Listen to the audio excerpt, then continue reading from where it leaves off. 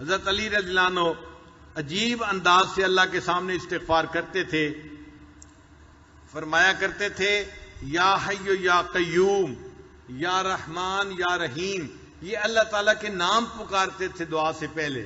اللہ فرماتے ہیں وَلِلَّهِ الْأَسْمَاءُ الْحُسْنَى فَادْعُوهُ بِهَا. اللہ تعالیٰ کے پیارے پیارے نام ہیں, ان ناموں سے اپنے اللہ کو پکارو. چنانچہ وہ اللہ کو اس کے پیارے ناموں سے پکارتے تھے. یا حی یا قیوم یا رحمان یا رحیم. اغفر لی الذنوب التی تحل النقم. اے اللہ میرے ان گناہوں کو معاف کر دے جو میرے اوپر ذلت کو حلال کر دیتے ہیں. اغفر لی الذنوب التی تغیر النعم. اے اللہ میرے ان گناہوں کو معاف کر دے جو میرے اوپر آنے والی نعمتوں کو بند کروا دیتے ہیں. اغفر لی الذنوب التی تورث الندم. اے اللہ میرے ان گناہوں کو بھی معاف فرما دے جن کی وجہ سے انسان کو ندامت اٹھانی پڑتی ہے. اغفر لی الذنوب التی تحبس القسم. اے اللہ میرے ان گناہوں کو بھی معاف فرما دے جس کی وجہ سے تیری رحمتیں بندوں پر تقسیم کرنی بند کر دی جاتی ہیں. اغفر لی الذنوب. اللہ میرے ان گناہوں کو بھی معاف کر دے الذی تنزل البلاء, کہ جس کی وجہ سے بلائیں نازل کر دی جاتی ہیں. اغفر لی الذنوب. اللہ میرے ان گناہوں کو بھی معاف کر دے التی تحتک العصم, کہ جس کی وجہ سے انسان کے اوپر سے عصمت کو اٹھا لیا جاتا ہے اور انسان گناہوں کا ارتکاب کرتا ہے. اغفر لی الذنوب. میرے ان گناہوں کو معاف کر دے توجل الفنا, جو فنا کو جلدی لے آتی ہے. اغفر لی الذنوب تزید الاعداء. میرے ان گناہوں کو بھی معاف کر دے جن کی وجہ سے انسان کے دشمنوں کو بڑھا دیا جاتا ہے. اغفر لی الذنوب تقطع الرجاء. ان گناہوں کو بھی معاف فرما دے جن کی وجہ سے امید کو کاٹ دیا جاتا ہے. اغفر لی الذنوب ترد الدعاء. اے اللہ جس کی وجہ سے دعاؤں کو رد کر دیا جاتا ہے. اغفر لی الذنوب تمسک غیث السماء. ان گناہوں کو بھی معاف کر دے جن کی وجہ سے آسمان سے بارش کو روک دیا جاتا ہے. اغفر لی الذنوب تظلم الہوا. اغفر لی الذنوب تکشف الغطا. اے اللہ میرے تمام گناہوں کو معاف فرما دے. یعنی ایک ایک گناہ کا گویا نام لے کر وہ اللہ تعالیٰ سے معافی مانگا کرتے تھے. یہ توبہ اور استغفار ایسی عبادت ہے جس کا اللہ نے انبیاء کو بھی حکم فرمایا. ایسی عبادت ہے جس کا نفع دنیا میں بھی ہوتا ہے آخرت میں بھی ہوتا ہے. ایسی عبادت ہے جو اپنے لیے بھی کرنے کا حکم ہے اور دوسروں کے لیے بھی کرنے کا حکم ہے. انسان اپنے لیے بھی استغفار کرے اور اپنے دوسرے مسلمان بھائیوں کے لیے بھی استغفار کرے.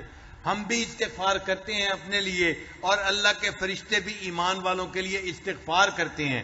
یہ ایسی عبادت ہے, ہمیں اس عبادت کو کثرت کے ساتھ کرنا چاہیے.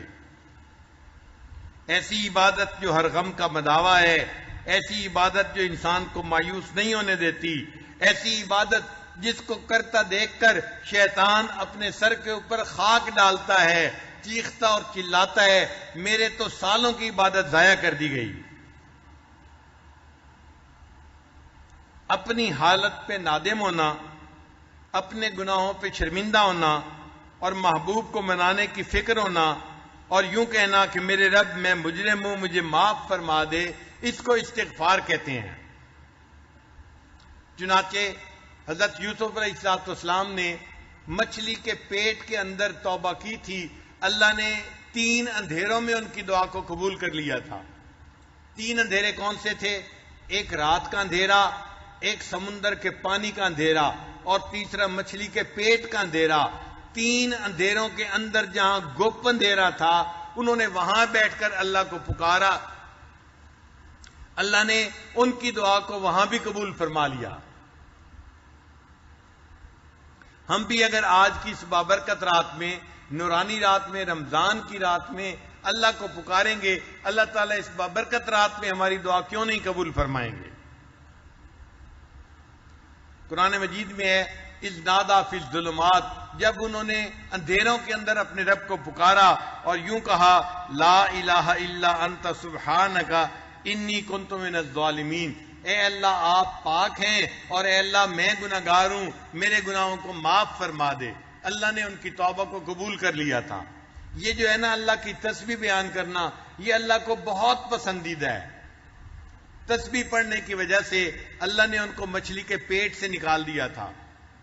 اللہ تعالیٰ قرآن مجید میں فرماتے ہیں فلولا انہ کان من المسبحین کہ اگر یوسف علیہ السلام اللہ کی تسبیح نہ پڑھتے للبث فی بطنہ الی یوم یبعثون وہ قیامت تک مچھلی کے پیٹ کے اندر رہتے. انہوں نے اللہ کی تسبیح بیان کی, اللہ نے مچھلی کے پیٹ سے نکال دیا. اگر یونس علیہ السلام نے مچھلی کے پیٹ میں اللہ کی تسبیح بیان کی تھی, اللہ نے ان کو مچھلی کے پیٹ سے نکال دیا تھا. ہم بھی گناہوں کی مچھلی کے پیٹ میں گھسے ہوئے ہیں, ہم باہر نہیں نکل پا رہے. آج کی اس رات میں ہم اللہ کی تسبیح بیان کریں گے اور اللہ کو پکاریں گے, اللہ تعالیٰ گناہوں کی مچھلی کے پیٹ سے ہمیں بھی نجات عطا فرما دیں گے.